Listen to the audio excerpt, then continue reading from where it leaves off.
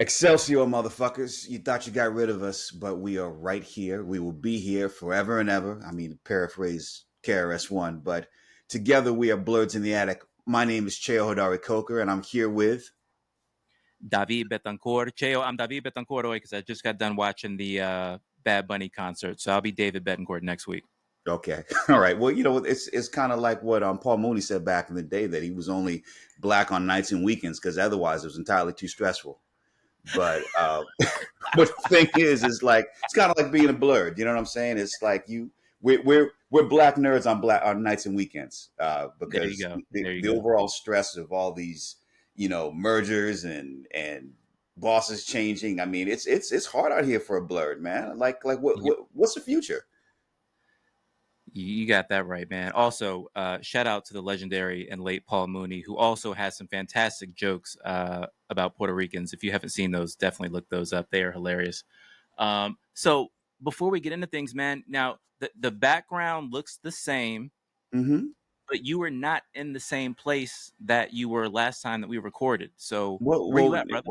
Okay, so I've packed up the Lincoln and moved to Hawaii. So here I am in an undisclosed location in Honolulu. Can you say that again? Because not everybody gets to just say that sentence you just said. So why don't you drop that one more time for the blurs out there? Where are you? So broadcasting live and direct from another KRS-One bite from Honolulu. We started off as Blerds in the Attic. Then I was a blerd in the basement. Now I'm a blerd by the beach. So we're going to be blerds on the island soon. If we can get, you in Honolulu and me at the spot in Santo Domingo, man, that's going to be a great podcast. Yeah, no doubt. But see, the challenge is, can we get this internet to work? Part of the reason, besides me unpacking and repacking and do all this stuff, is Hawaii Telecom. I'm shouting out at you. What's up? This is ridiculous. I know it's only them and Spectrum out here, but we got to get it right, people. So that we'd have no more interruptions, because we've got a lot of blurting down to do. What do we got? What do we got? We got. I mean, so much has happened in the 3 weeks that we haven't done this. What's up? You are absolutely right. So today's Blur Down, we're going to be obviously talking a quick sec about your big move to Hawaii, because I've been watching Chief of War. So I've had Hawaii on the brain big time the last couple of weeks as I've binged that series. Jason Momoa absolutely kicking butt over there. We're going to be talking about the recently announced Superman sequel, Avengers Doomsday leaks, a whole lot of drama going on, and not just the stars fighting, some other stuff too with rumored returns. We have discovered who the Punisher's barber is, and we will get into that. We called it. We were right on it. We're going to dive into Kingdom Come, one of the most legendary comic books of all time, written by the legendary Mark Waid and illustrated by Alex Ross. That's coming to audio. I think that's really cool. Can't wait to chat about that. Going to be talking about the new Netflix movie, The Rip, starring our girl Sasha Calle, the once and no longer Supergirl. And we're going to be talking about these Batman Returns figures from McFarlane Toys that were very hard to get. Your boy was very stressed out trying to get all of them, but I succeeded. So now, as we get into it, Mr. Hodari Coker, how are you doing? Now, first of all, we're on what, a 6-hour difference right now? Yeah, 6-hour difference, but that's the thing is like you go to sleep when the sun goes down, you wake up early. I get my run in, I usually run a 5K every morning. Wow. That I run when I'm not working out, because I'm training for the Honolulu Marathon. If I can get New York, I'll try to, but it's, a lot of things have been going on. So, that's probably, we got to figure that out. But the thing is I'm definitely gonna do Honolulu, that marathon. Have you had a chance to check out Chief of War yet? Oh my God, it's incredible. My God. First off, shout out to Jason Momoa. I mean, the thing is, we can blur it out on this, because Aquaman. I mean, it's basically Aquaman versus his dad. You know what I'm saying? If you want to kind of get into Timur Morrison. Yes, because it's one of the rare times that you see Cliff Curtis not playing a vato. You know what I'm saying? Because because that's the dude from Training Day. Yeah, people are like, wait a minute, I know his face, but I, as a Latino, it's like, no, he's not part of La Raza. Oh my God. Well, you know what I'm saying? Okay, you're having the same reaction. There's probably Mexicans all over the world like, yo, I cannot believe Heartbroken right now. heartbroken. The same way that like what happens like you're watching like Snowfall or you're watching The BMF and all Wire. of a sudden, they call cut and the lead actor starts speaking with a British accent. You're like, whoa, like Just how ruined the that show. happened? I mean, but hey, it's that we're in an international world, man, and it just shows you that you can't put people in the boxes. And the other thing that's really interesting is, without spoiling the finale, Jason Momoa directed it, and Yes. honestly, the direction on so many levels is so good. He really should be being considered for features. Honestly, I mean, because the action direction, I mean, even the way things are staged in terms of the acting. I mean, the thing is, yes, people are going to say, okay, well, yeah, he's an actor and he's had a lot of help, but the fact of the matter is, the most important part of directing, even though every single picture you see of a director has them doing this with the viewfinder and all that stuff, really, directing is about being able to lead a team of people to do all these different jobs in conjunction with each other. You know what I'm saying? So it's the ability to not only be able to talk to camera in terms of saying these are the different setups that we need, these are different angles we need. It's being able to talk to your actors, it's being able to talk to the rest of the crew. It's being the leader of the crew. You know what I'm saying? So it's like he's showing that even though that finale, there might be people that argue, okay, well, he's on he's on remote control because he's also in front of the camera. It's even that much more complex because he has to basically police himself and also be interacting. And there are just so many moments, just overall with the entire show, like top, showrunner to directors to acting all the way through. I think it's one of the best things that Apple has ever done. Absolutely. And It is so fantastic to watch. yeah, I mean, down to the very first scene when your man is basically drugs a shark. I mean, it's just like, yo, like, why didn't Aquaman have that? They did that without, Let the CGI was used very differently in Chief of War than how it was used in Aquaman. But it makes you think, man, we got a little cheated in Aquaman. Like, we really, they really should have, like, I know they had this whole thing with Arthur Curry and Aquaman being from Newfoundland. Like, why didn't they embrace the Hawaii of it? It makes it even more Oh sense. man. Oh man, it would have been so. Now, granted, you would probably need Hawaiians in the top authoritative spots on the roster for that to happen, not just being the stars in front of the camera. But now, for those of you who maybe, because Apple TV Plus is one of those weird apps that even the people that have it don't always utilize it. Like for me, I've got access to it because I've got Apple One, which comes with phone service, Apple Music, etc. But Chief of War is basically about when Hawaii was discovered by Europeans. And it really gets into the fact that all of the separate islands were their own kingdoms, which is just so fascinating to watch how each kingdom interacts with each other and the rivalries and all that.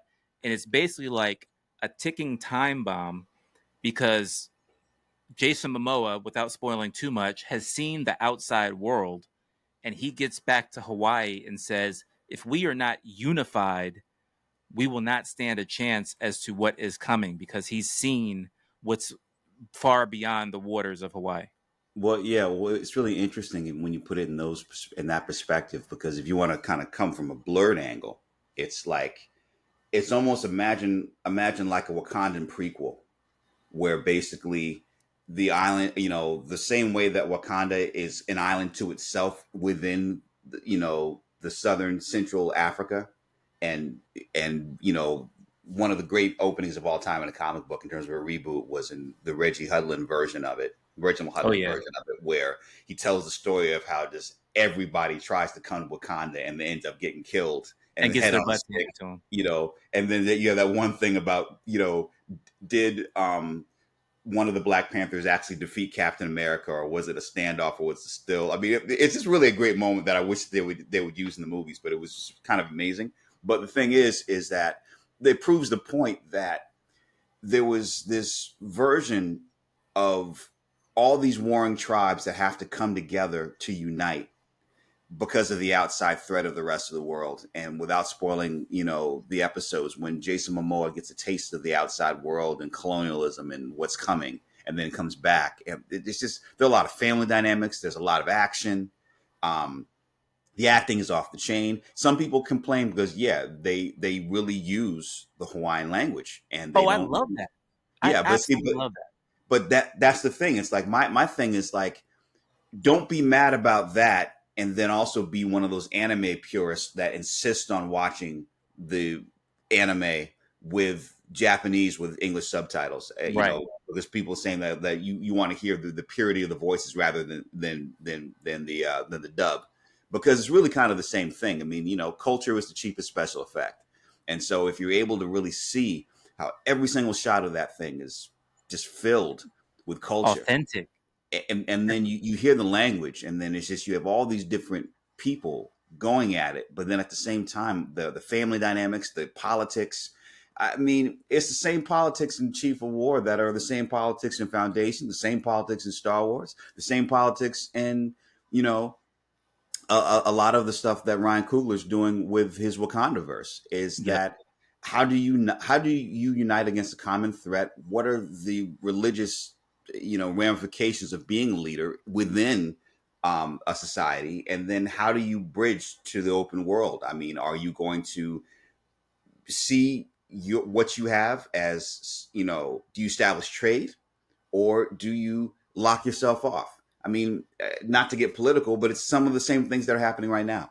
And Yep. that's really has always been one of the things that I think is the importance of why we're Blerds and why we love comics. And even as we grow, we're able to see things. I mean, because like when you're a kid, George Orwell's Animal Farm is just this really interesting parallel with talking pigs and everything else. But when you become an adult and you really understand the parallels that they're talking about, the deeper political point that George Orwell is making, it shows you that you can, with storytelling, you can use any kind of format to tell deeper stories. Comics have always done that, and I think that's really why it's important. Even though you can say, okay, yeah, you're still reading comics in your 40s and 50s and 60s, but no, it's like you're able to see things from a different perspective, and you're able to understand global politics and family dynamics through how some of these writers really approach what they're doing. And so I think that's really one of the things that keeps me constantly reading comics. Even though now it's like one of my partial jobs is adapting them into a format that people can more universally enjoy them in terms of film and television.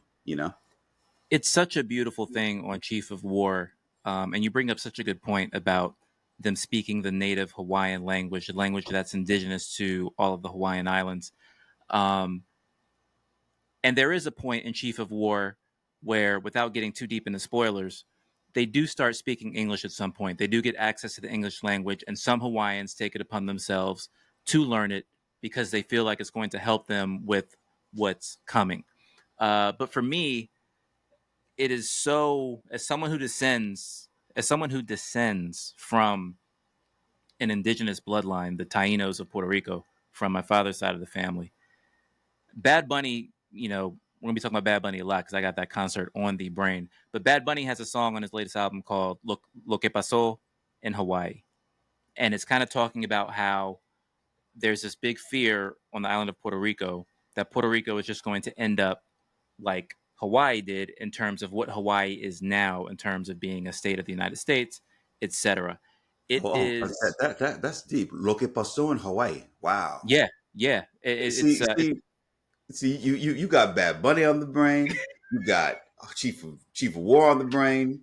because You, it's all connected. It's all now. Now, first of all, I had a chance to speak with Temuera Morrison, who everyone knows as Boba Fett and Jango Fett from Star Wars. When the Book of Boba Fett came out, I had a chance to do a feature on him, and we talked a lot about him being indigenous to Australia. And he found out that I was half Puerto Rican. He's like, "Oh, my wait, Puerto Rican." was he? Is he Australian or from New Zealand? New Zealand, Apologies. Yeah. Thank you for checking me on that. New Well, Zealand. no, well, no, because the movie that he's most famous for is Once Were Warriors. That's what he Yes. was famous And that, for, yes. until, of course, years later he, was Jango Fett, and then Boba Fett. Yeah, however that flip happened. Thank you for checking me on that. That is absolutely right. He's from New Zealand, indigenous to New Zealand. And when he found out I was half Puerto Rican, he called me my brother because, it's a very similar kind of experience. And what I respect so much about the Hawaiians, as someone who is Puerto Rican and speaks Spanish, the Hawaiians have managed to maintain that original indigenous dialect. And that's what we hear on the show. In Puerto Rico, might be some Taino experts there somewhere, and there's some words that have trickled down to Spanish. But in Puerto Rico, they're speaking the language that the colonizers came and brought. So to see the effort, it's almost like in Black Panther when they wanted all the actors to have British accents, and they were like, no, no, no, no, we're not doing that. We're going to have African accents. Mhm. For them to make that decision because at first, the first few episodes, it's all in Hawaiian.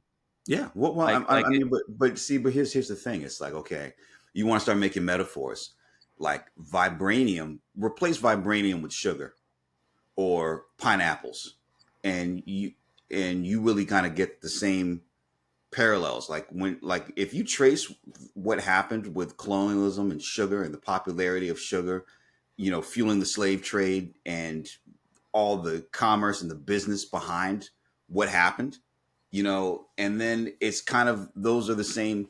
That's what Killmonger's fighting against. That's what, the people that were like putting Captain Cook's head on a stake in Hawaii. That's what they were fighting against, is this notion of being taken over. And so it's really interesting when you kind of apply that to comic book politics. I'm not just keeping it blurred because I don't feel like getting canceled, but I'm keeping it blurred so that no matter what your political affiliation is, listening to this show at the same time, you will see how this mode of storytelling is a bridge to being able to understand sides, whether you agree with it or not.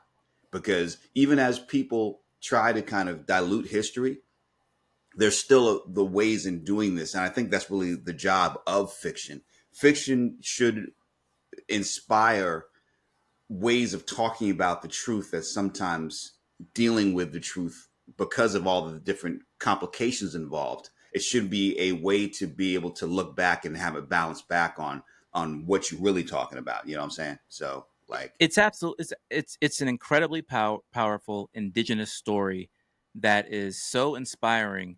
It makes me hope that one day, maybe over in Puerto Rico, we can tell a tale of the Tainos that were on the island and had to deal with colonialism when it came through and all that. But to see it on such a grand scale on Apple TV Plus, which, and I don't know if this is the case for you, but like Apple, man, that 4K comes in crisp when you're watching it on a 4K TV. It is just a sight to behold. So shout out to Aquaman, Jason Momoa. It's also very cool that the two big stars, Jason and Tamora, I've done features on both of them, and to see them once, be father and son, and to have talked to Tamora about Star Wars, and now see them doing this just spectacle on Chief of War, has been really fun to watch.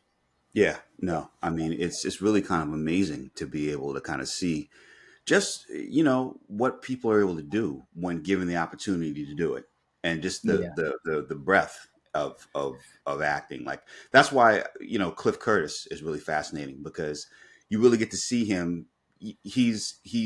I believe his background is also Maori from New Zealand, but he's also playing, indigenous Hawaiian.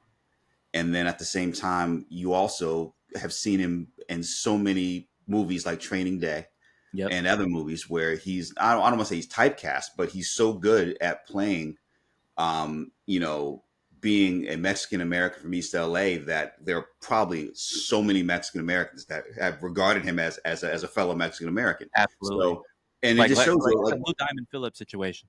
yeah, or even like perfect example, the actor from Adolescence, who we also recognize from movies, from all the different movies like Snatch and constantly popping up and just all over British cinema and television. The fact that he's biracial and made a point of his acceptance speech, Oh yeah, it was a big part of his speech. talking about what that experience is, and it's fascinating because he's somebody that could have very easily just not opened his mouth and be passing, but his whole thing is about, this is something that he's had to deal with his whole life, and what's really interesting is when you go back, he's always talked about it.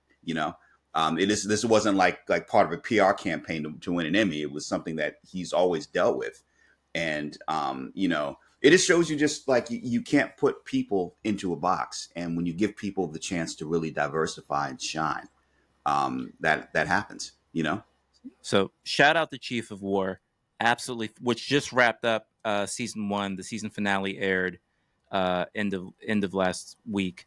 Fantastic show. Check it out. Jason Momoa kicking a whole lot of butt and taking names. Absolutely. And also I got to give him props for being a creator of the show, as a writer, as a co-writer. Yes, he's co-writing like every episode. Yeah, and then also directing. The finale, like he did a phenomenal job with that finale. And good for him for showing off all his other chops, because we talk about typecasting and putting people in a box.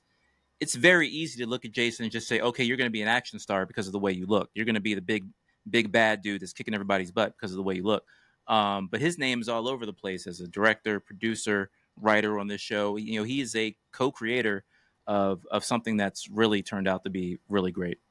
Yeah, and that's the thing. The other thing that's really interesting is that he very easily could have given himself like the real like star part of being Kamehameha, but he didn't do that. And so it's really interesting because it's like he's an important part of the ensemble, but it's not just his story. And so Yeah. I think just all the way around, like just incredible job.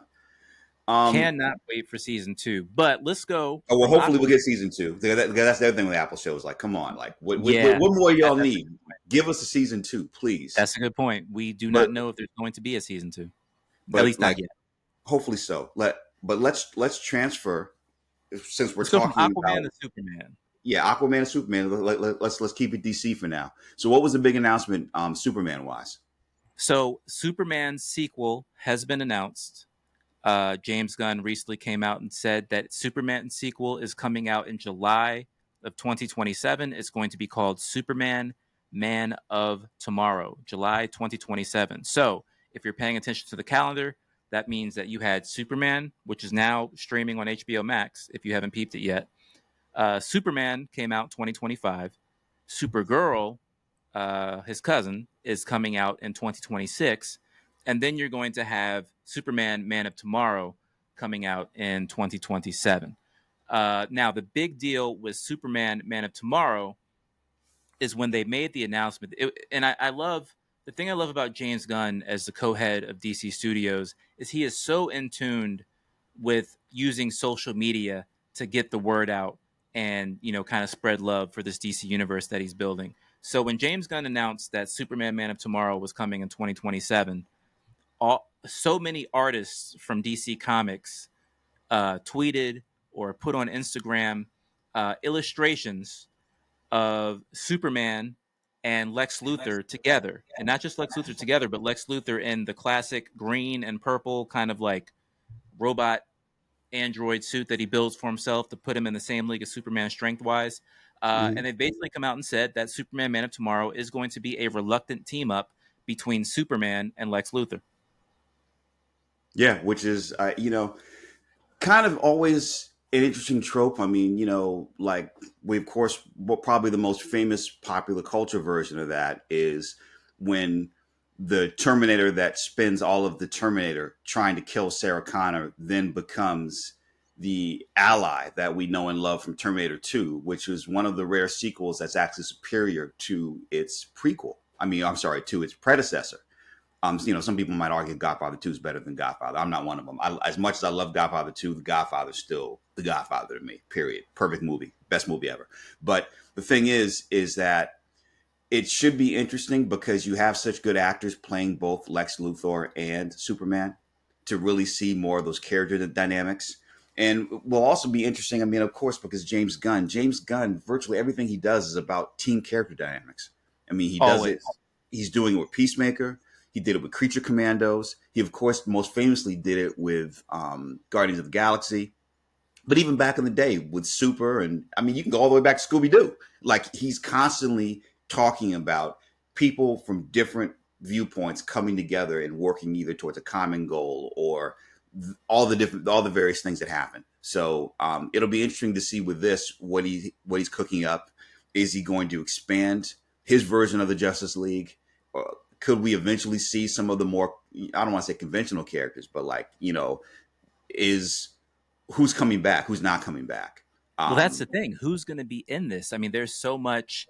Yes, this is going to be a Superman and Lex team up. They've come out of the gates saying that. But not only do you have, potential Justice Gang folks returning, Aaron Pierre could be there as John Stewart. Jason Momoa could be there as Lobo. Or, we're talking about Jason Momoa again because don't forget, he is rightfully, because he looks so much like the man, playing Lobo in the Supergirl movie that's coming out next summer. And we've already seen in Superman this kind of reluctant romance taking place between David Cornswet, Superman, and Lex Luthor, where you could almost kind of see James Gunn planting the seeds, one, by not killing Lex and putting him in jail, so he's off the Belle Reve. But they are going to reluctantly have to work together. And Superman has already gotten into Lex seeing Superman as nothing but a threat to humanity and his ego and to all of his grandmaster plans. And now we're going to potentially have to see Lex, really both of them, maybe try and understand each other a little more. And I think that's right up the alley of the type of great writing that James Gunn can do. Yeah, well, I mean, that's the thing. I mean, like, how deep do they go? Do we see President Lex Luthor?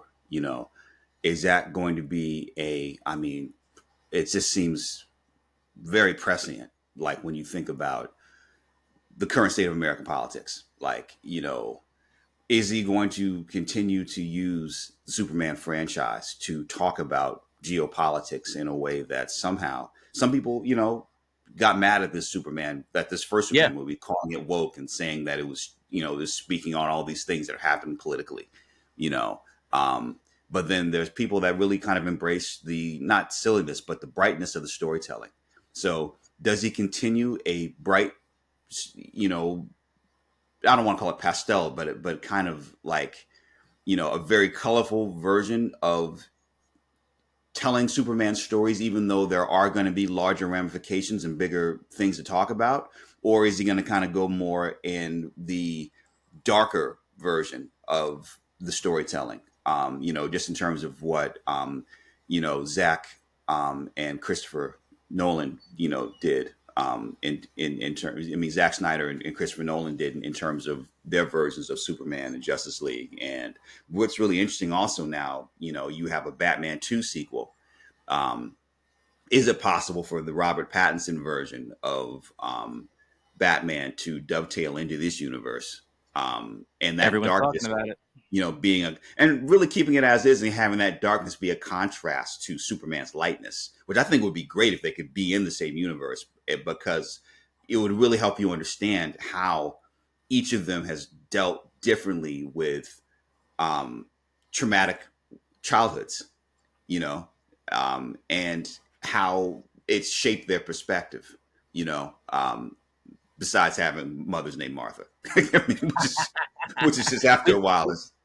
We don't need to be reminded about the fact that their mother's name is Martha again. Yeah. But Matt Reeves has been on the red carpet recently. Obviously, some big news from his Batman universe is that the Penguin racked up at the Emmys, which I thought was well deserved. But Matt Reeves has come out and said that the initial intention for this Batman world that he's building, I really like the fact that he came out and said that what he's trying to do more so than other Batman films is really focus on Batman and Bruce Wayne, whereas so many of the other films, sometimes it like spins out and becomes a film about the villain, and the villain ends up being the star of the movie. But he said that he initially intended for this to be a trilogy, and you kind of get the sense, and what he's come out and said in the press, that they're not really sure if they're going to be able to do that. Now, given the success of the Penguin, all the Emmys that it just brought, the fact that there's likely going to be another season of The Penguin just because it was so good, and now you've got the script for this Batman sequel, which I think for now is going to be called The Batman Part 2, in the books. There's a chance there to make this a fantastic trilogy. And if the Batman 2 is good, which I honestly think it's going to be, why not? Now, I don't think there should be this pressure that, oh, we've got to hurry up and get the Batman in James Gunn's DCU, because technically the Robert Pattinson Batman directed by Matt Reeves is an Elseworlds title, meaning it takes place in a universe outside of the existence of the current DCU with David Cornswet and Superman. I don't think you need to worry about that. If Matt Reeves has a great trilogy waiting for him, why not just do it? Now, I do get the fact that for however long Robert Pattinson is Batman, you really can't bring in the next guy, whoever James Gunn's Batman is going to be. Which, again, as you said, Cheo, brings up the point of, can Robert Pattinson be the Batman of the DCU? They keep saying no. They keep saying it's on the outside, but is it within the realm of possibility? Well, I mean, I think they really should explore it. I mean, although, there has been talk of, because people seem to like a brawnier Batman. I don't want to call him Fat Man, but like, you have Ben Affleck, who was basically Then bulked doing, up. a bulked up version of Batman that some people just went crazy over, and then at the same time, you've got another great person, if you're going to reboot in that direction, Alan Rich. I keep messing up his last name, Richson. The guy that plays what you call it? Not Jack. Jack Reacher. Yeah, Reacher. Yes, Reacher. Yeah, on Amazon. the guy who was in Titans. Yeah, that guy who also is, as an aside, is an incredible singer. I don't know if you've seen the fact that he was he was a semifinalist, or he was an American Idol. Like I did hear about that. I mean, sometimes on his Instagram, like he like, yo, he's deep in his R&B bag, and he has the voice to pull it off. You know what I'm saying? I mean, I'd have been singing all the time if I was writing him. Can you see him as Batman though? I feel like he's too big. Now, granted, the new Absolute Batman comic book by Scott Snyder that just came out, I could totally see him playing that Batman who is super cock diesel. But I don't know. Also, I'm kind of biased. I don't really like Batmans with light hair. I feel like Batman's got to be a dark brunette, but that's just, obvious bias. Yeah. Well, I think the thing is that I think he could play it. Batman, and that's the thing. And it's the same reason. I mean, this would be controversial, like on a couple of different levels. I mean, there's no reason that you couldn't have a version of Batman that Idris Elba played. Or you could have a version of Batman, like literally, like, if you wanted to Spider-Verse it, where Bruce Wayne gets killed, and then Lucius Fox's son, played by Idris Elba, take your pick, Aaron Pierre, like, knowing the secret, takes up the mantle, because he has all the equipment. His father designed it. Like, you know what I'm saying? Like, there are all these different ways that you could really kind of tell it, have interesting insights, because the character is what Batman symbolizes. I mean, Superman regardless of, he's Kryptonian. He's an alien that lives, whose powers are granted to him because of science and literally a yellow sun and what it does to him. But like, if Krypton existed, he'd just be like a normal nigga. You know what I'm saying? It's just like, coming here, he's got all these powers, right? Batman is really more about how one deals with the notion of the police having limitations. So creating someone who doesn't have limitations, someone who doesn't have to follow the law. I mean, it's, Death Wish with Charles Bronson back in the day could be considered like, I still fight about high budget Batman movies, because this is a guy with no superpowers. Yeah. He's rich. So really, honestly, this is about a rich guy who at nighttime goes out in his pajamas and beats up criminals. You know, so like you could have 20 $40 million versions of that. You know what I'm saying? And shoot them like the raid or something like that. You know what I'm saying? Like Yeah. Hong Kong level, just you know, kick ass action. He's not flying, you know, but like that's what gets interesting. Just really kind of to prove the point. I'm not saying that anybody can play Batman, but the thing about Batman is that it's probably the most adaptable character because as long as a character has angst and has the means to put on the mask and hold the mantle, you know, they could carry Batman. Whereas, you know, Superman is very specific and to a certain extent, and you know, at the very least in terms of what powers the Kryptonian has. You know, um, yeah, I mean, because this is a person without superpowers. It's just a person that's angry, and what do you do with anger? You know, You know what? It's a good problem to have. This is a vintage first world problem for DC Studios right now. You have a Batman franchise that most fans really enjoyed and want to see more of. Matt Reeves has the script in the bag. We are going to get at least one more movie. I honestly think the success of that movie will determine if they if Peter Safran and James Gunn decide to give Matt Reeves one more and let him do the trilogy he initially intended to do. But obviously, the big question is, are you going to link it up? Is it going to be so good that you say, you know what, I changed my mind. I do want Robert Pattinson to be a part of the DCU. Because if not, I just think that if you let Matt Reeves do what he wants to do and gives him 3 movies, then we're just not going to see Batman for a while. But honestly, there's so many characters in the DCU. I don't mm-hmm. think there needs to be a rush to get Batman in there. But the big thing that makes me think that Pattinson will not be a part of it is because James Gunn has specifically said that his Batman movie, which will be called Batman Brave and the Bold, will focus on Damian Wayne, Bruce Wayne's son, as Robin, and it's going to be this kind of father-son thing. And I can't see Matt Reeves taking that on in the Batman world that he's built. Well, I mean, I agree with that. If Gunn's, you know, Gunn tends to do everything he says eventually. You know what I'm saying? So it's like he probably I don't think he's playing in anybody's face like when he says something like that. But I think that the success of Reeves's version of Batman and also the fact that it's extended out in a critically acclaimed way in terms of Penguin and in terms of the possibilities of really kind of expanding Gotham as a universe, both from a filmic and a television perspective. Um, I think they have to entertain it.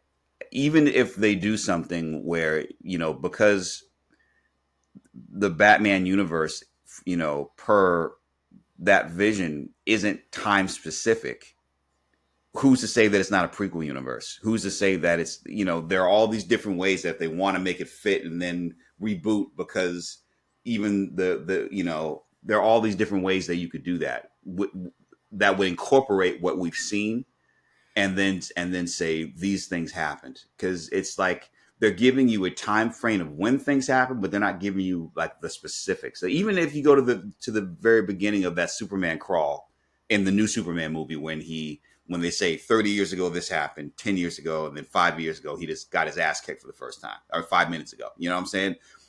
There's a way where you could place any of these events wherever you wanted them to if you really want to make it work, even if it's just to close off that universe and then have him have a son that becomes Damian Wayne. You know, like there are all these different ways you can do that. Or you could just say, you know what, I wanted to do that, but I was tripping. I really am going to make it link, and I'm going to work it out. I mean, I think that's why they're being so vague. It's not just the economics. It's just that people tend to change their minds, and this script, which everyone, the buzz around the script saying that's really good, that might even change James Gunn's mind. Because the one thing that's really great about James Gunn is the fact that more than anything, even before being a director, he's a writer. Yeah. And he's also been the person that says we will not greenlight any project where Nope. we Script don't has to be done. have confidence in the script. And for people to really understand what that means, what it means is that scripts by nature change all the time.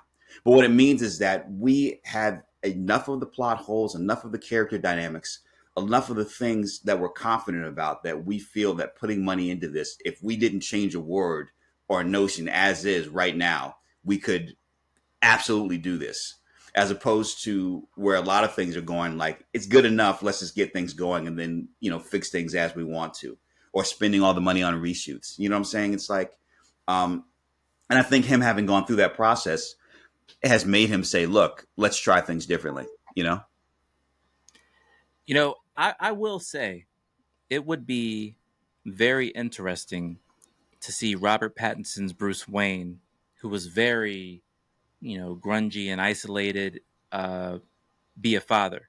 The one I had a chance to talk to Matt Reeves during the press run for the Batman, and one of the things, he was very open about the fact that Robert Pattinson's version of Bruce Wayne was based off of Kurt Cobain, the lead singer of Nirvana. That's why the Nirvana song "Underneath the Bridge" is a part of not just a trailer but also in the movie. Um, but one thing Matt and I talked about, and I asked him about, is because this is only in the Batman, his second year as being the Batman. He's still very young. He's almost not a rookie, but he's still kind of learning the ropes of being Batman. He hasn't yet, and this is something Matt and I talked about. This Bruce Wayne has not yet figured out that the persona of Bruce Wayne can be a mask.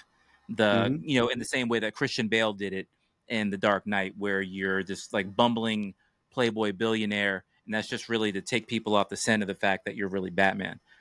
This Batman has not figured that out yet, but if he never gets to that point, or if Matt Reeves doesn't want Robert Pattinson to be that type of Bruce Wayne, I think the current Bruce Wayne that Robert Pattinson is now, it would be hilarious to see him find out that he's a father. That would be Mm-hmm. hilarious. I don't think it'll work because I don't think that will happen because I really do. I hope, my big hope is that Robin will show up in this movie, Robin the Boy Wonder, and I'm hoping that he's a character that we already met. I think that that kid who was reluctantly a part of the gang in the Batman, my hope is that he's Robin Mm-hmm. in the movie. So we'll see. But again, like I said, first world problems, great problem to have. And you're right. James Gunn can change his mind anytime he wants. So right now, it's an Elseworlds movie and not a part of the current DCU. But who's to say that can't change? Well, that's the thing that you got me thinking about now, because like I'm also thinking about the fact that Marlon Wayans, I have to go see him this weekend. I haven't seen it yet, but I'm really You're looking seeing the forward original to it. Robin the Boy Wonder. Please send him my Yes, regards. but that's what I'm saying. Is like, imagine had he been able to be Robin when they first cast him, but they didn't want to deal with all the racial politics, which are still, I have to say, 30 something years later, still just as hot a topic now as they were back then. But it just would have been amazing had he been able to do that. I know. And you're also just seeing like those people who haven't seen Requiem for a Dream and are now, even though him has gotten mixed reviews, nobody is saying anything bad about Marlon Wayans. You can just tell from No. the trailer, he brought his A dramatic game. He is such a good dramatic actor. I mean, of course, he's a comedic genius, but he's such a good dramatic actor. It just really makes you wonder, like, what if had he been able to be the Boy Wonder, what that would have done not only to his career but also to the trajectory of what was possible for actors, that aren't white to be able to do, in terms of getting to the places that we've gotten to now. But that could have happened earlier. Maybe people would understand that no matter what color a character is, it's still comic books. It's still fiction. He would have Like, been Miles Morales in 1989. yeah, it would have, and that would have been incredible, honestly. You know, Honestly, um, Miles Morales probably would have shown up a lot quicker than 2010 had Marlon been able to be Robin the Boy Wonder back in 1989. true that, true indeed. Um, So why don't we so we've been talking a lot about DC. So again, Superman Man of Tomorrow 2027, big deal. That'll be the third major movie in James Gunn's new DCU. mhm, But Marvel Studios is still in the scene and still, until, I'll say this, the DC universe is nice and healthy right now. They mhm, are they are getting in shape for contention to fight for the belt. Are they ready for a prime time, big Netflix slash pay per view heavyweight bout to take the belts back from Marvel? Not yet, but they're getting there. and they are clearly a contender. But Marvel Studios is still the king, and right now, the big thing that is going on right now is the filming of Avengers Doomsday, which the biggest thing about that movie is the fact that, Robert Downey Jr. is coming back as Doctor Doom. Now, there have been hella rumors, Mm-hmm. as is to be the case for something that is not only this big, but we've been talking a lot lately about in other podcasts about, this new dynamic for box office, and because stuff is going to streaming so quickly that $1 billion, getting to $1 billion isn't the expectation it once was because this stuff isn't in the theaters that long with a theatrical window.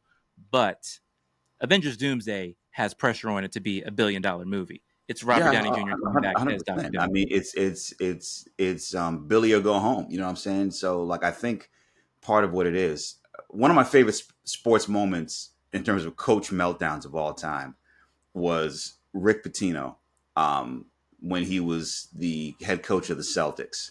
When Larry after Bird is not walking through that door.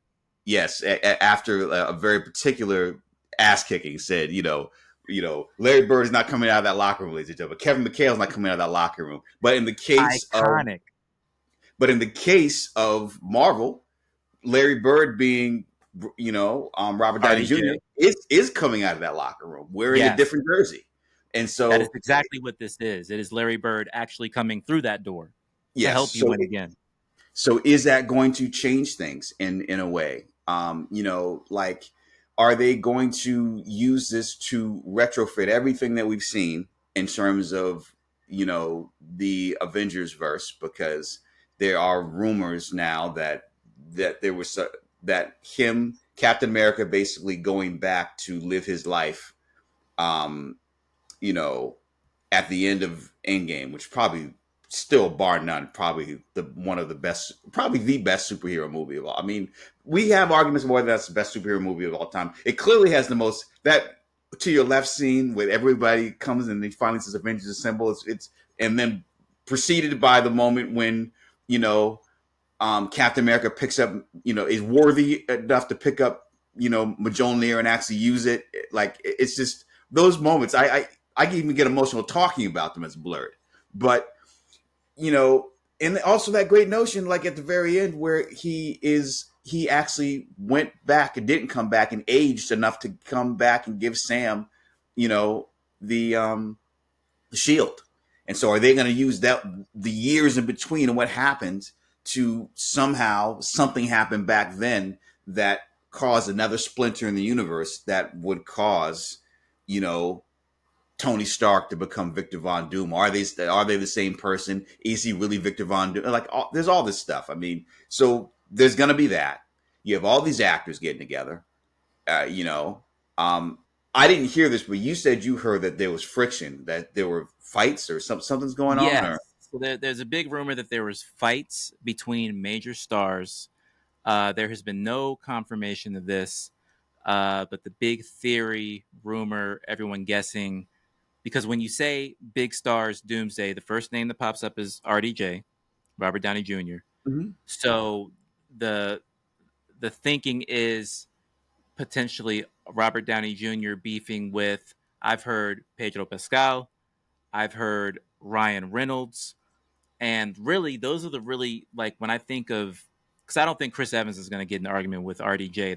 They're too tight from the 10 years building what the MCU is. But you do have a lot of newcomers, and those newcomers are Ryan Reynolds' Deadpool, who's going to be in this movie. Mm-hmm. Pedro Pascal's Reed Richards, who's a big part of it, because now I would love it if it was, first of all, we don't know if this is true, but if it was true and it was Pedro Pascal, how cool would it be that the actor playing Doctor Doom and the actor playing Reed Richards are beefing on the set in real life? How cool would that would be fantastic.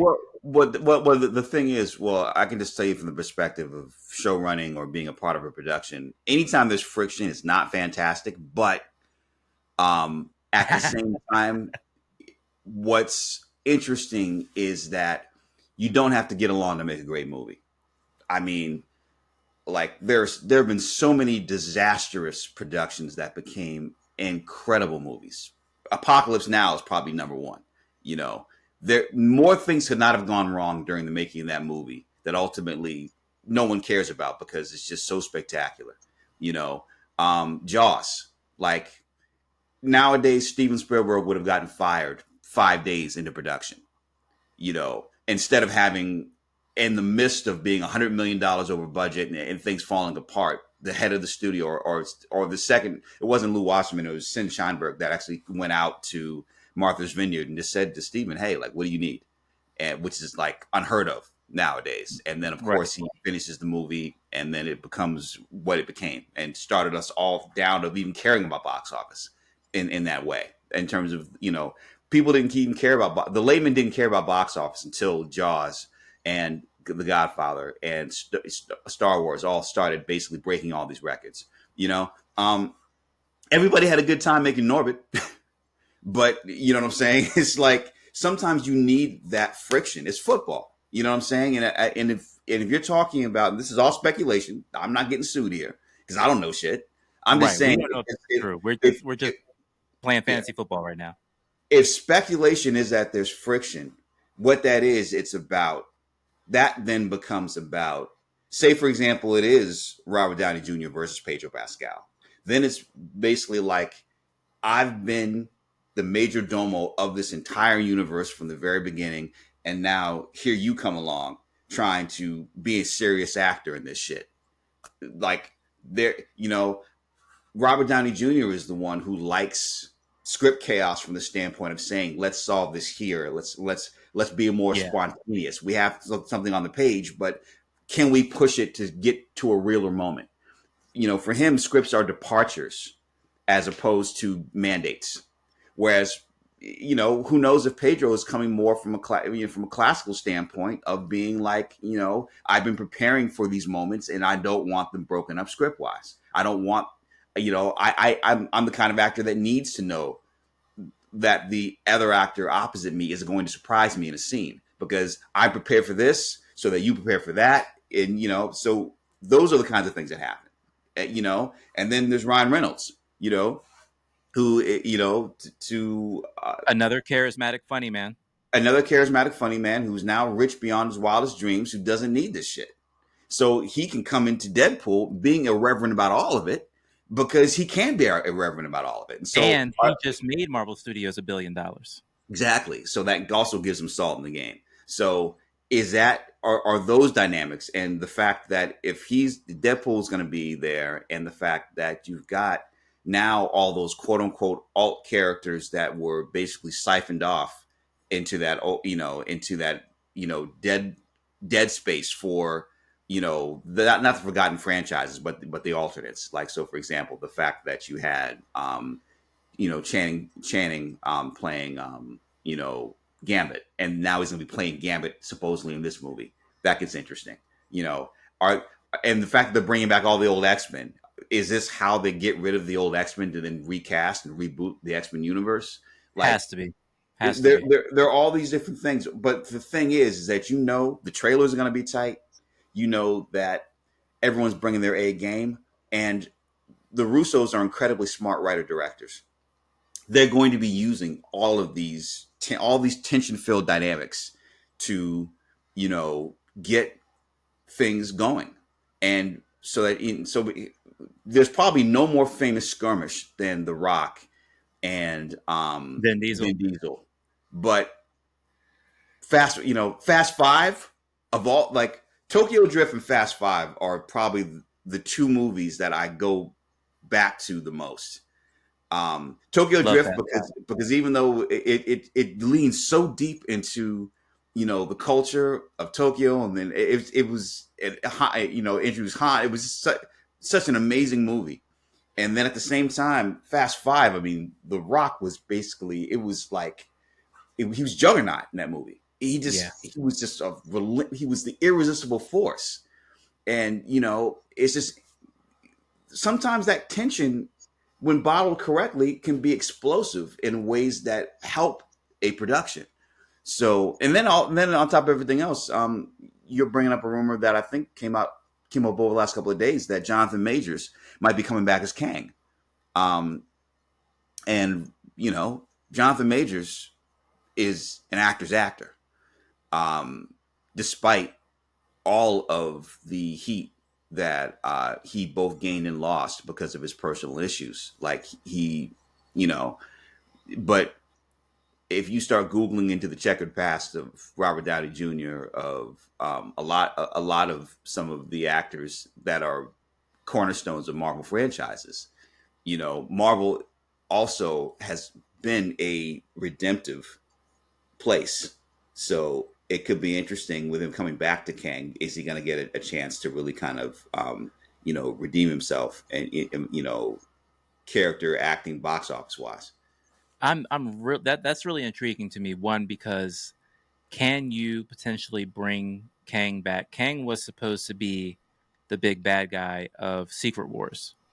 They kind of went with the way in Loki 2 where you kind of not pushed him to the side, but Loki 2, I think, kind of made it to where you can now bring in RDJ to be Doctor Doom and Secret Wars and Doomsday. But I'm very intriguing to see, because he was supposed to be the next big bad. Is there room for him, given what Downey is going to mean to this, to make it work? Is that something that the Russos are going to want to do? Obviously, we don't know yet. And honestly, I do think if he is back in any way, Jonathan Majors, I don't think we would know until the movie came out. I don't think that's anything that would appear in a trailer. I don't think that's anything that would be announced. Um, so that's kind of a wait and see thing. That's very intriguing. Well, this is why I hate spoilers. I mean, honestly, and this is kind of like back in the day when I was writing for Premiere Magazine, the internet might have spoiled a costume or something, but because it wasn't real time, because you didn't have people that actively look for any leak they can and then give it out to the world.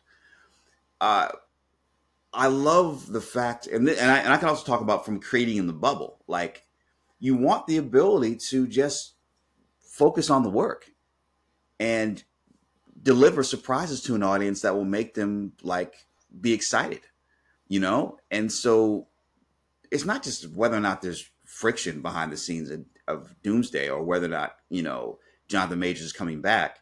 These are the kinds of things that you want to find out after the movie's made.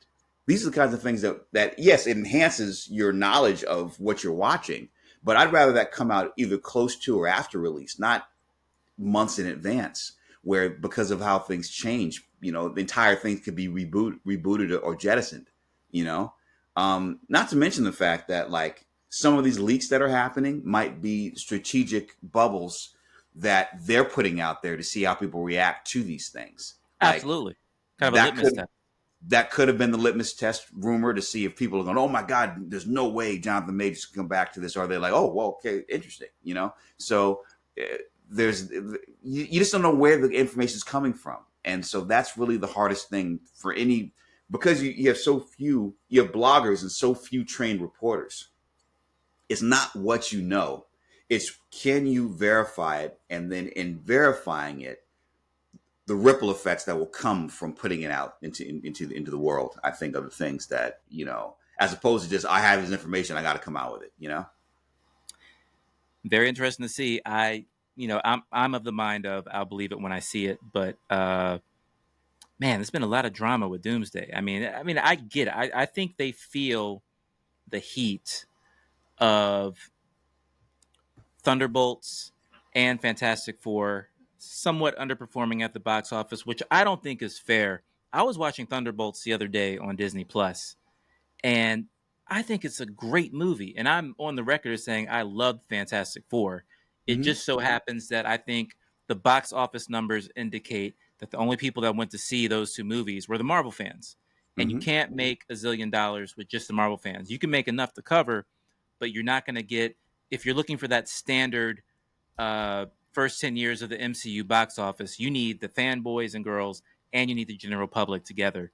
And I think that only the blerds and the nerds and everyone else, the geeks, those are the ones that went to see Thunderbolts and Fantastic Four. But I think because you have to say that those movies underperformed, you Yeah. have to say that the pressure is on a little bit for Doomsday to be not just a big deal, but a cash windfall. Well, we're gonna have fans in Indiana and Oklahoma City that are going to hate me for saying this, but Thunderbolts and Fantastic Four are basically the Pacers' Thunder. Like, had the Knicks made it, had Or the another Lakers. big, had one of the big market teams made it, that's when you get the eyes. Even though the basketball itself was spectacular in that series, you know what I'm saying? Even though the teams and the players are superior, and this was one of the problems that Charles Barkley kept barking about, was the fact that, like, people are not watching the game. They're just more worried about the big market teams being, in in higher positions, as instead of whether or not two of these unknown, quote unquote, unknown teams are playing some of the best basketball out there. And so I think it's kind of the same thing. It's like, people only seem to get engaged with the World Series if you have, the Dodgers, The Yankees and the Dodgers, yeah. In it somehow, And so I think it's not really a lesson to the storytelling. It's just, I think that there's a way that there should be more unity between in Marvel's case, the MTU and the MCU. One shouldn't replace the other, but one should feed the other. So that when you're building up this thing, then boom, because people have been following and gotten to know and love the characters in one medium, then they follow them to a much bigger canvas in terms of feature film, And I think that you have the opportunity to truly expand the Marvel Universe in television, because you have Disney Plus and the template there. And then you use that as a way to kind of feed the big franchise. And you do that with everyone united on the same page. That is why you have the unity of having a studio and a network, and having an outlet already that's built for that. And there shouldn't, there shouldn't really be this kind of chicken and I'm not, I want to say chicken and egg. I mean, there shouldn't be this church and state separation between the two. Instead, well, I think enough time has passed since the early days of back when you were running the show at Luke Cage, when there was this huge divide between Marvel Studios and Marvel Television. That divide isn't there anymore, and they need to figure out a way to utilize both of those platforms to make it work.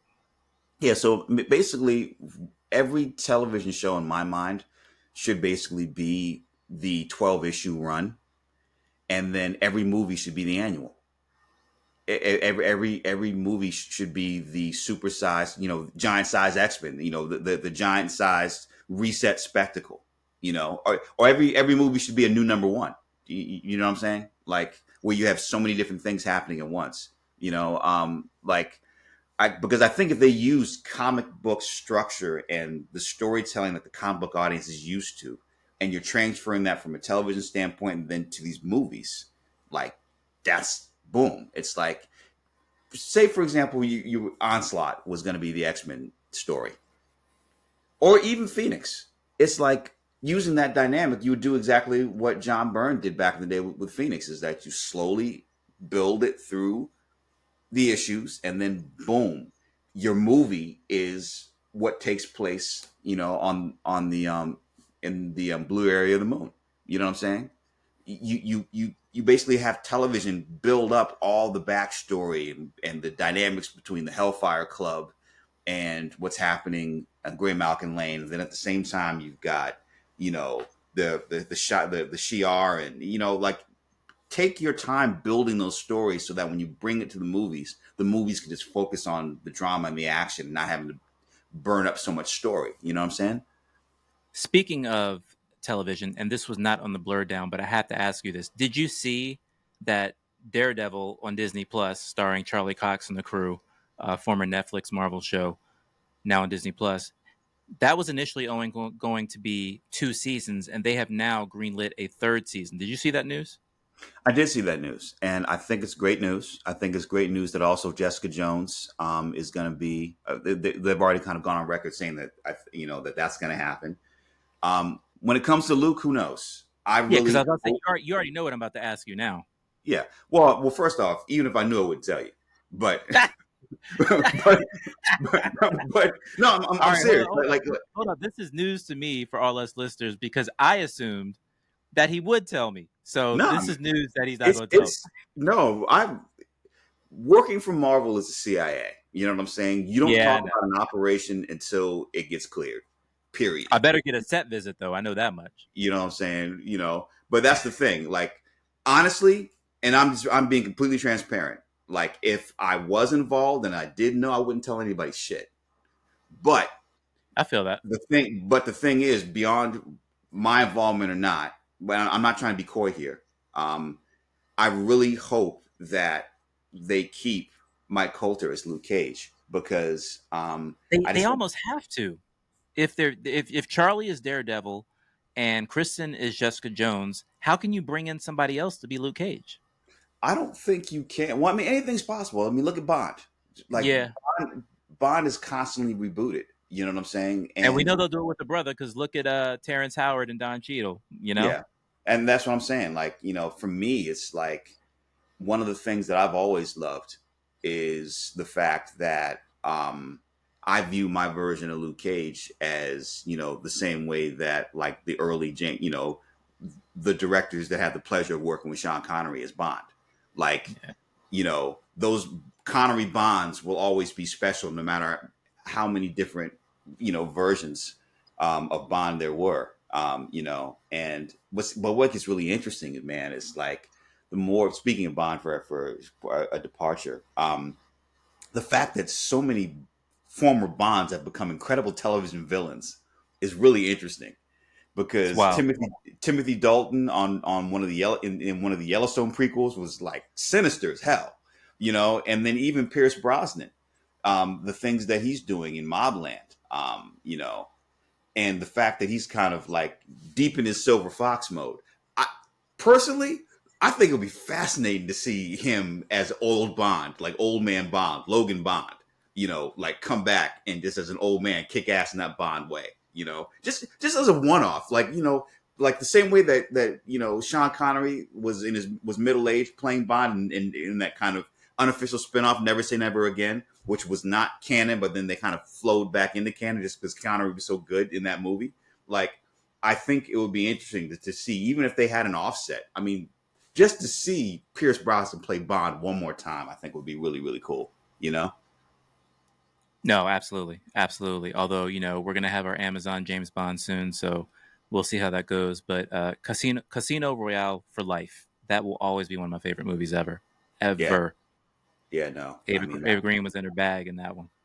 yeah, no, it was really amazing, honestly. I mean, all the different franchises, I will never forget seeing Casino Royale in theaters. But thank you for letting me go off track a little bit. That was not on the Blurred Down. But when I saw that Daredevil was greenlit for a third season, when they had initially came out and said it was only going to be 2 seasons, I couldn't. I was like, I gotta ask Cheo about this. So now that I know you're not going to tell me anything, I'm a little, whatever about it. But well, see, but I could tell you, but I have to kill you.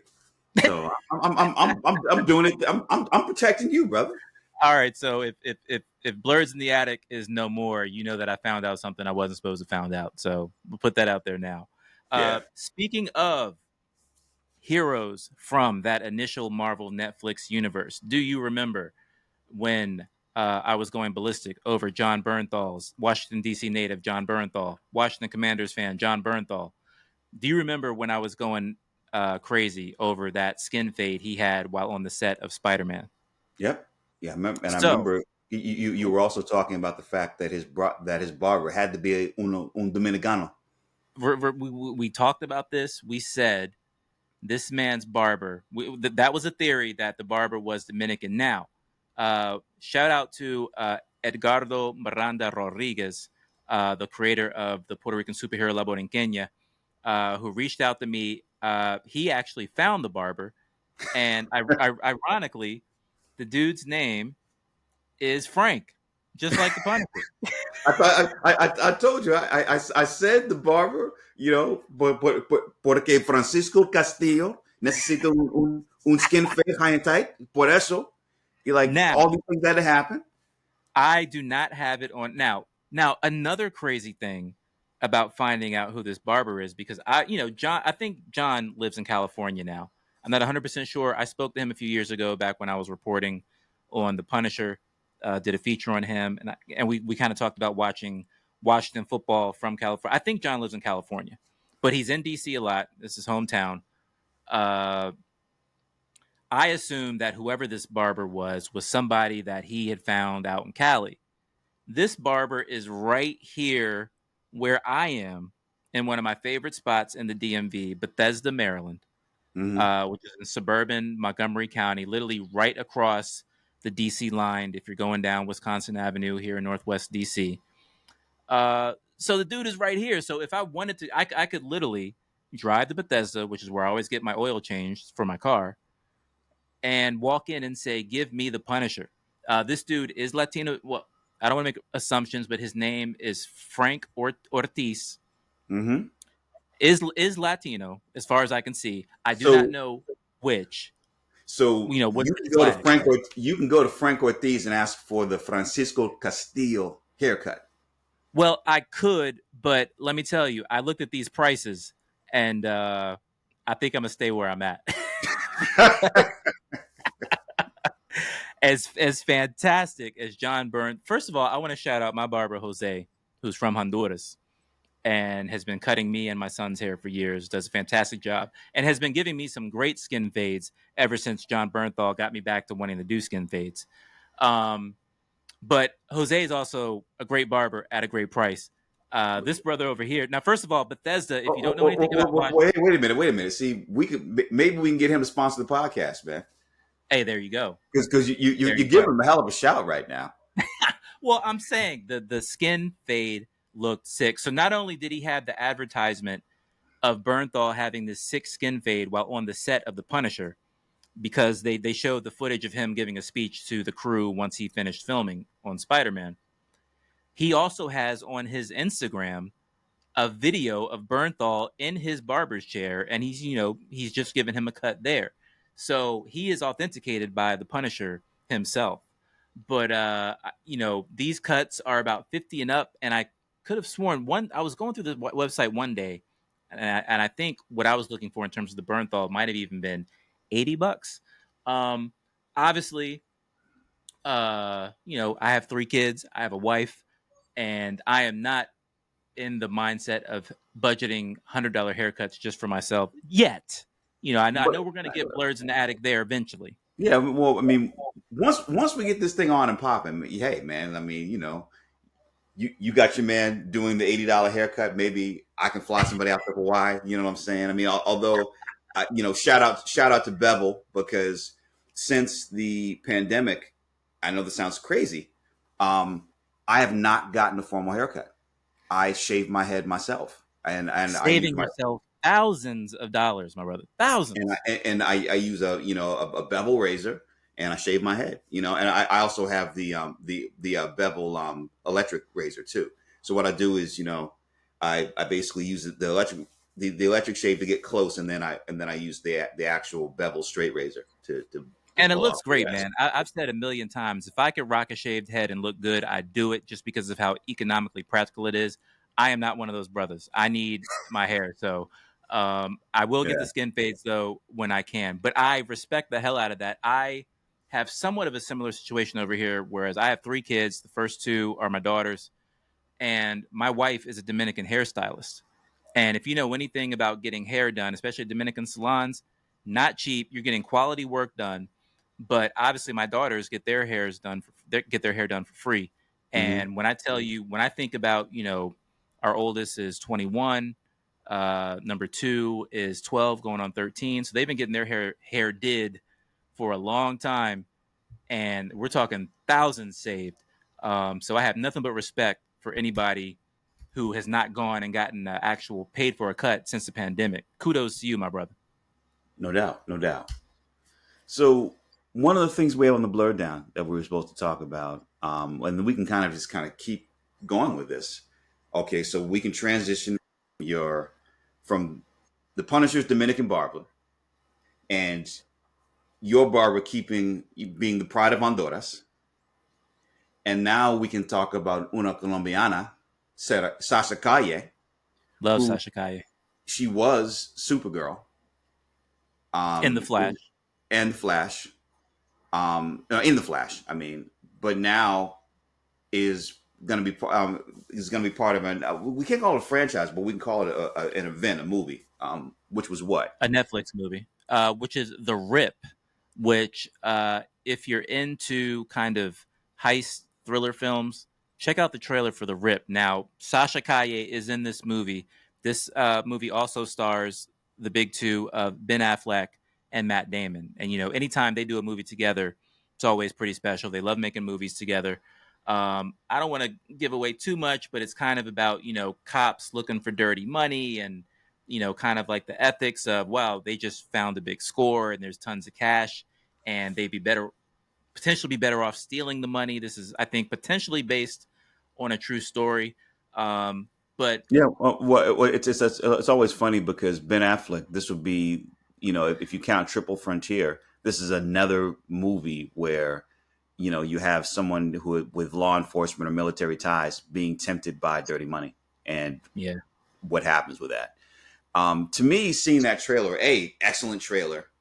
Joe Carnahan, great trailer. who, you know, was one of those kind of post Tarantino directors in the late '90s, early 2000s. You know, that had some really incredibly dynamic, visual, multifaceted stories and movies.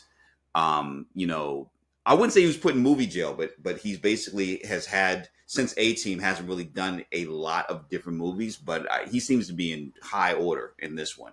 And to me, what's really interesting is that you have both Matt Damon and Ben Affleck in their 50s playing the kind of brawny roles at the same age that both Robert De Niro and Al Pacino were doing the same thing. So I don't want to compare this movie to Heat, but what this to me represents is, you know, peak dad film. You know what I'm saying? Like this is exactly what Gen X going to the movie theater. This is what would bring out Gen X in droves. And Hands down. the only lament. This is the hard part. On one hand, you do have Netflix funding these movies and doing a great job of giving major directors and major actors full platforms and not cheapening the budget, doing a great job making movies. But the theatrical experience, I think, is so incredibly important. And if you're able to find that balance of acting and true cinematic storytelling with box office success, as we saw very early on with Sinners this year, and is about to be repeated again with Paul Thomas Anderson and all the different raves that are coming out about the new Leonardo DiCaprio movie. It's going to be that's going to be, I think, the best picture showdown. It's going to be Sinners versus PT Anderson. And I think it's going to be, but it's also good for cinema because you see how when they're rolling out the P.T. Anderson thing, they're also following the same formula that Ryan did, where Ryan broke down all the formats, and they're now just recently released how the P.T. Anderson movie. I'm going to flub the title. Was it One Battle After Another, or what? Yeah, that movie, One Battle After Another. That's it. Yeah, which I'm Which definitely everyone going is to. saying, every critic on the planet is saying this movie is spectacular. Even Yeah, my I'm wife wants to go see it. She never yeah, wants to go to the movie. yeah. I definitely am. Want to go see it next week. I think it comes out next Friday. I'm there definitely. The thing is that's really fascinating to me is that you know you have to let movies be movies. You got to let them breathe. You have to. I think the pandemic really took us off our game in terms of people wanting to be in the same room, but understanding how when you tell the right story, the importance of the theatrical experience. On one Yeah. hand, yeah, it's great that I can now get F1 and some of these other movies like at home earlier, but seeing F1 in theaters was great. Seeing Sinners in theaters was spectacular. The fact that Ryan Coogler was able to break down all these different formats and then help people understand the difference of the formats, which made people even more enthusiastic to going to see them in theaters in these formats. And now the fact that there's going to be I think they just announced that Sinners is going to be re-released again for Halloween, and it's gonna blow up. Oh yeah. I wouldn't release anything Halloween, honestly, because Sinners coming back in IMAX is going to kick everyone's ass. Um, So first of all, The Rip looks great. Um, one battle after another. I can't wait to see that just because the reviews have been so spectacular. But The Rip, if you have not seen the trailer for The Rip, that's the movie we're talking about with Ben Affleck, Matt Damon, and Sasha Kaye. Please check out the trailer. The trailer is fantastic. Um, Obviously, now it was so crazy because when I was watching the trailer, Sasha Kaye looks a little bit. She had a very cool, short, almost kind of like Halle Berry haircut for Supergirl in the Flash. She looks a little different to the point where, and that's where it's kind of sad for me because she is not going to be Supergirl anytime soon, if not ever. We already know that Millie Alcock is the new Supergirl. She is going to be Supergirl next year in Parte Dos, Part Two, Part Two of the DCU when Supergirl comes out next summer in 2026. Uh, Sasha Kaye is not going to be Supergirl, so I didn't even initially. My brain registered that I recognized her, but it wasn't until her name popped up on the screen when they were showing the names of all the actors that I said, "Oh snap, that's the Colombiana that played Supergirl." And it just shows how quickly. Now, granted, the Flash came out at a time where that movie was in the can way before James Gunn and Peter Safran took over DC Studios. But it was kind of a big deal. Latina actress playing Supergirl, and she's not going to be Supergirl anymore. But I'm happy to see her in another role in what looks like is going to be an excellent movie. And I hope she does well in it, and I hope it helps further her career because I liked her as Supergirl. I thought she was fine. I didn't think The Flash was a perfect movie. I thought they wasted Keaton being back and could have. I think if Keaton's going to come back as Batman, he should come back in Tim Burton's world. I don't think Keaton as Batman works in a DC movie trying to be a Marvel movie. I just don't think that works. But I love Sasha as Supergirl. But that's kind of the first thing that popped in my mind is, wow, she's not going to be Supergirl anymore. Yeah. Well, I mean, that's the thing. It's like, I mean, again, it's like people are trying these huge ideas on the biggest canvas, and it would be great to kind of see things play out, But at the same time, I think that making a movie like this hopefully furthers her career. At the same time, I think people are also going to figure out that, older people want to see themselves in movies. You know what I'm saying? So it's like, it's not as big a risk to have a Michael Keaton Batman because of the fact that, he's even more interesting now as an older actor. I mean, Dope Sick alone was just like, wow. You know what I'm saying? It's like, people don't lose that ability. It enhances that ability. And so like age and wisdom sometimes give people different dynamics, even when they're playing characters they played when they were younger. Yeah. The late Terrence Stamp in The Limey is still one of my favorite movies of all time. And there's nobody more sinister than Terrence Stamp, old Terrence Stamp. And he was even, in some ways, he was even scarier than Terrence Stamp playing Zod, even though he was 40 years older. You know what I'm saying? Like, I mean, I think that I'd love to see old man Batman. I'd love to see, what we talked about earlier. Like, I'd love to see one of the older Bonds come back either as Bond or as a major Bond villain, or as I've always wanted to do it. Like, if you're James Bond at a certain age, they quote unquote retire you. So what happens when a Bond doesn't get retired and then comes after the whole thing?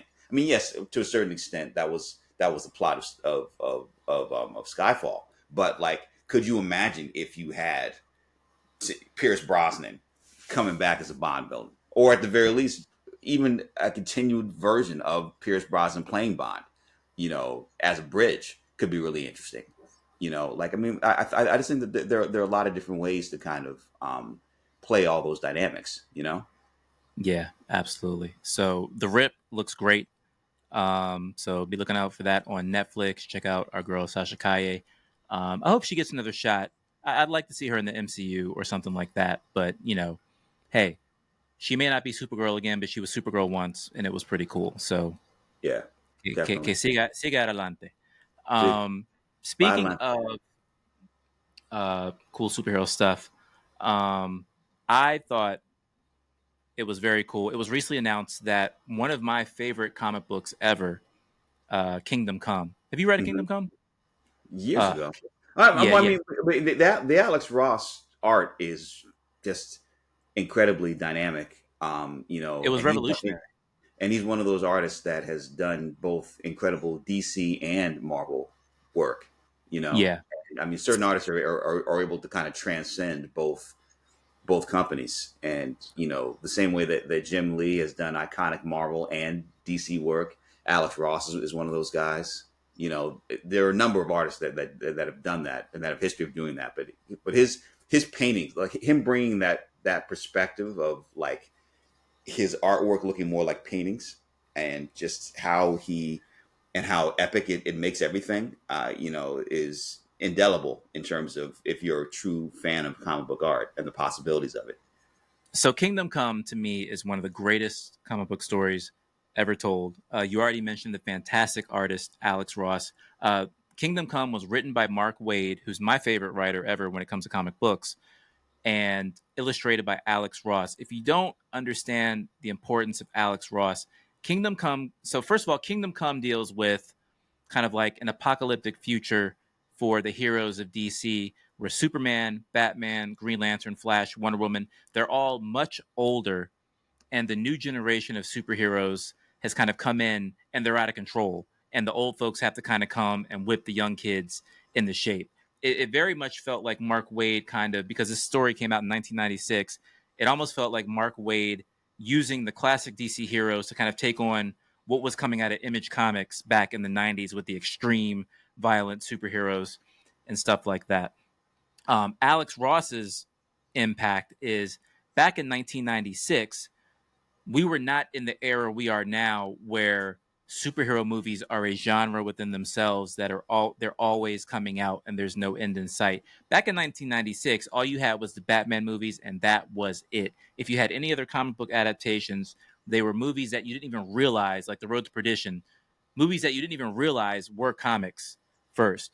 Mm-hmm. Alex Ross's art was a big deal back then because at a time where no superhero movies were coming out, you had Alex Ross with this paint who painted his pages so realistically that you said to yourself, if these superheroes were real, this is what they would look like in real life.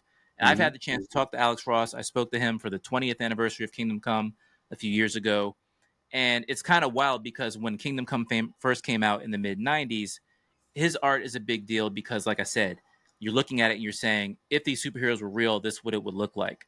That that kind of effect has been diluted a little bit now in this era by the fact that you've got so many superhero movies that his art, not to say his art isn't a big deal because Alex Ross is still one of the greatest artists to ever hold a paintbrush. But the effect of it is diluted because you already know what they're going to look like in a movie because the movies are there. Now, Mm-hmm. what's the Kingdom Come news is that on November 18th, they're going to be releasing an audio drama of the Kingdom Come story. That has gotten great support from the original writer Mark Waid himself, who's I think he's had a chance to listen to it, and he says it's going to be incredible. So I'm actually really looking forward to that, and can't wait to listen to it because Kingdom Come is one of my favorite DC stories ever. When Captain Marvel is standing over a much older Superman with the lightning striking behind him, that's some of Alex Ross's best work. I could gush about it and talk about it forever, but I'm looking forward to this audio drama coming out on November 18th.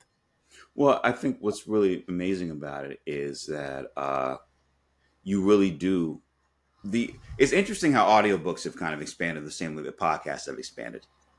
And what gets really interesting is that they all now have an almost cinematic leanings. So, perfect example is like podcasts started off as an audio phenomenon. They still are, but now even with what we're doing right now, our big thing is trying to get a connection and an audience big so that we'll get to the point when we can really have our conversations broadcast live, almost like on YouTube and television level. Most podcasts have a video component to their audio. And now what's interesting is that with comic books, by casting major actors, you are bringing like radio drama level acting and sound effects to people's imaginations of hearing these things, and probably possibly even reading the comics along now with this narration. And then what really gets interesting is that now that you're bringing in these actors it brings a new excitement to old material that I think could be really, on one hand, really great for Kingdom Come and for those people that missed it when it first came out. But it also lends these bigger possibilities. Like, even like, for example, if you look at what's happening in the Harry Potter universe, like now they're redoing all the audiobooks, but they're bringing in all these huge actors to now they're casting the actors and the voices. So like literally, it's when you're listening to the audiobook, you're almost like watching a movie without seeing it. But then they're Yeah. also redoing every single story, as seasons of television. So it's just the back and forth is interesting. But I think that from a comic book perspective, um, if this does well, I think it would be really interesting to see what would happen in terms of other things coming like that. Like I would love a Chris Claremont, Frank Miller, Logan, or Wolverine limited series, like audio version of that. Like it'd be interesting to see who they would cast as Logan, who they would cast, the Japanese cast that they would bring on. I think it would be really interesting. There's so Yeah. many Yeah. different storylines that really could do well if given the opportunity to expand the way that Kingdom Come is. So definitely check that out. November 18th, Kingdom Come coming out. All right, brother. So we're going to wrap things up today.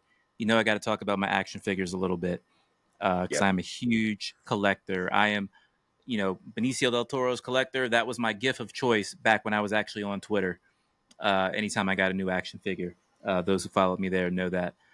So I recently dived into, there was a release on Friday of and I actually did a video about this on our Blerds in the Attic YouTube channel, which we do have a YouTube channel. We'll be uploading episodes soon, so stay tuned for that. But I've got a couple of videos where I'm just kind of like unboxing figures that I picked up.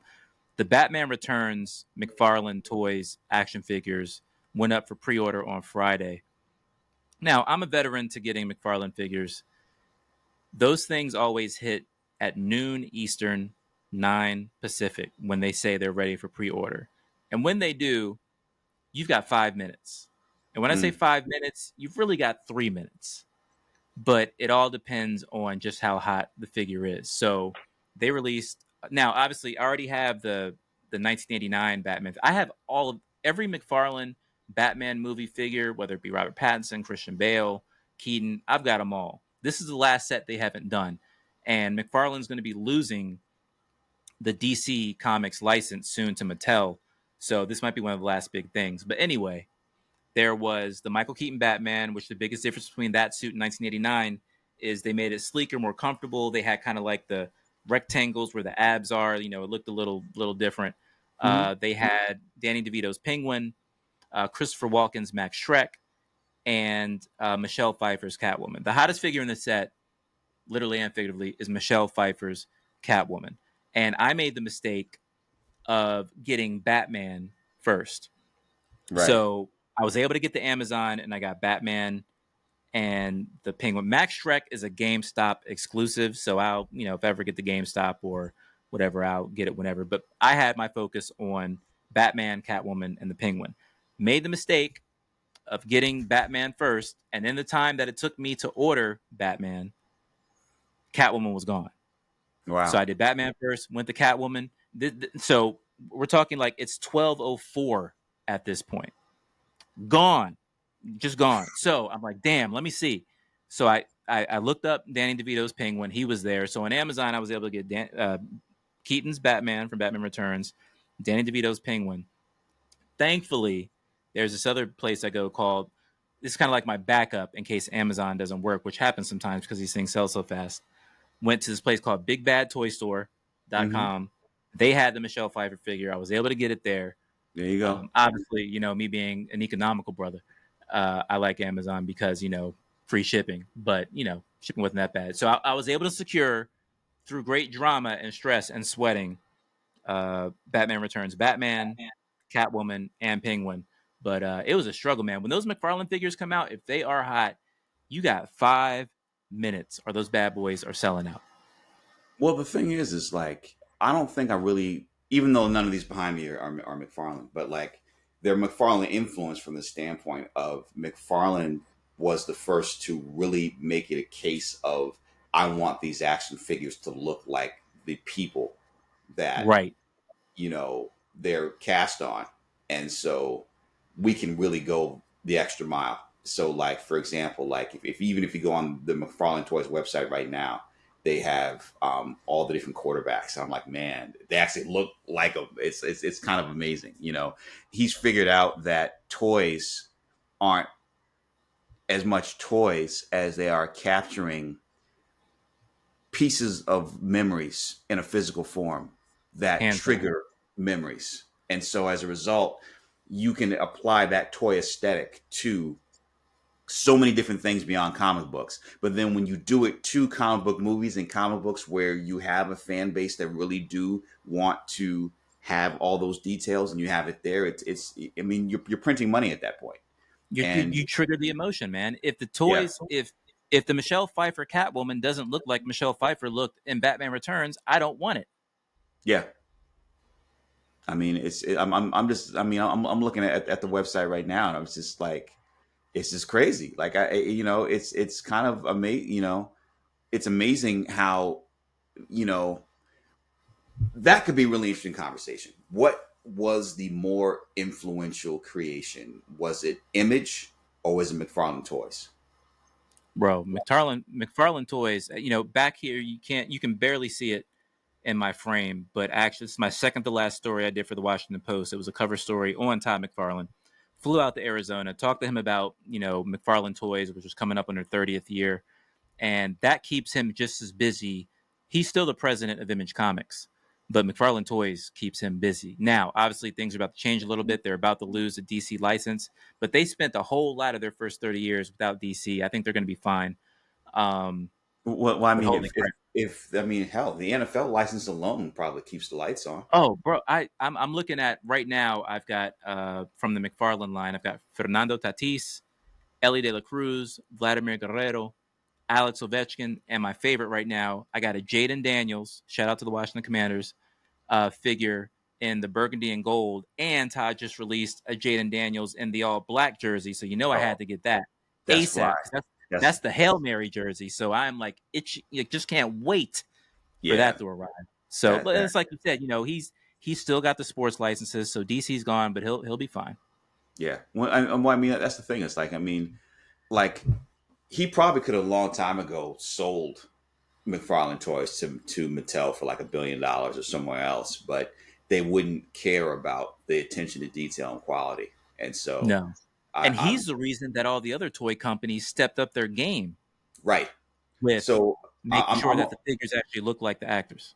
I'm hoping that one day when he does pull the trigger, that he's able to find a buyer that really does care about the level of quality that he was able to maintain. I wish you could see the sea, absolute sea of McFarlane figures I'm looking at right now. I'm talking 3 shelves worth. And this has all been collected from the start of the pandemic when the DC license first started at McFarlane 2020 to now. I got to send you a pic. It's wild. Yeah, no doubt. But brother, you truly are blurred. It's like the thing is like I'm I've I watch the movies, I watch the TV shows. I've been fortunate enough to be a part of some of the TV shows. I'd hopefully get a chance to be a part of comic book movies. I've collected comic books over the years that have really kind of shaped my storytelling, you know. And even though you know, before I made the Hawaii transition, and because I'm still unpacking all these boxes and just I have so much stuff. I'm really glad that I sold what I sold when I sold it because you know what it is. On one hand, yeah, I could have held on to some of these comics forever, but I realized that I made more money from what comic book collecting sparked in me and becoming a storyteller than I ever did from the comics themselves. And to give people the opportunity to own pieces of comics that are so hard to find in some Yeah. cases, and to be able to directly do that, like I was really, I realized that they didn't mean as much to me anymore. And so to give somebody the happiness of having some of these things, is is really the kind of thing that is important to perpetuate, like just in terms of why physical content matters and why collecting matters. And so the fact that you're so full fledged, I mean, you're basically the MC that makes beats and tags train cars. You know what I'm saying? You are full fledged blerd, all three elements of the culture. Collecting, the reading, but then at the same time, you're also like the toys are like the third rail, so to speak. No doubt. Well, here we are. We are at the end. Relatively long episode because it's been a minute, so we are had to catch up. But now, we're gonna be coming back on a weekly basis. And what's great about this show is that we always find stuff to talk about, even when we think there's not much to talk about. Like we ended up having a 20-minute conversation about Chief of War that we did not plan on putting in there, and then tying it into everything else. So it's like, please bear with us because we both like to ramble, but we always eventually get back to the point of what we're trying to do. And only podcasting gives you the ability to do that. Because if we're on television, people would be like, okay, wrap it up. And we promise to be more concise as we get this down to a science. But thank you for being with us for these episodes. And we're ramping up. And I can't wait till we get to the point where we can be live on YouTube and have people ask questions. And then be able to, kind of scale this thing up slowly but surely. But the thing that we found is that we wanted to build this thing in an organic fashion, and we have. Also, shout out to our producer, Jennifer Brown. Like, you always got to shout her out. You know what I'm saying? No doubt. She's always been the person that kind of says, "Hey, you guys have this idea, but this is how you do this in this new space." So, got to give her all the props in the world. No doubt. And then at the same time, we will be on this same Bat channel next week. I think we're also going to start doing specialty episodes. So like, we have to do one, of course, on highest to lowest. A lot of people came with heat and knives out against that one, but maybe it's because I'm the age demographic. I dug it, and I'm always going to want to see Denzel square off in a Spike Lee movie, and Jeffrey Wright was amazing in that movie, in addition to all everything else. So like, hopefully we will have the opportunity to talk to some of the people involved in that and talk about that. I'm really keen for us to both have our reactions to one battle after another, because I think the thing is that even though we always talk blurred, we can have offshoot episodes where we just talk about one thing, and because we love cinema. So I think that would be an interesting one to talk about. I think we have another one that's interesting to talk about in terms of we both got to get through this new season of Peacemaker, because Peacemaker is such an interesting show that I think it would be really great to kind of talk about like all the different dynamics of that show. And not I'm liking Peacemaker a lot. Yeah, and not just regulate to a segment. We still got to go back to our Ironheart and talk about that, because I really hope that gets a second season. They have to with Mephisto poking around, but we'll see. Yeah, but that's the thing. It's like we are in a very interesting moment.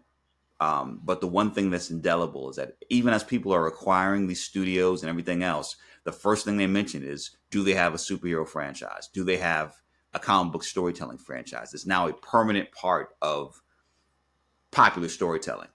And if there's any victory that we as geeks and blerds have won, is the fact that this culture that we have been a part of can no longer just be swept aside. No doubt. So we'll see you guys soon. Thank you so much for tuning in. Check us out online, social media, Blerds in the Attic. We'll be uploading chapters to YouTube soon. It's been real. We'll see y'all next time. And as always, Excelsior, motherfuckers.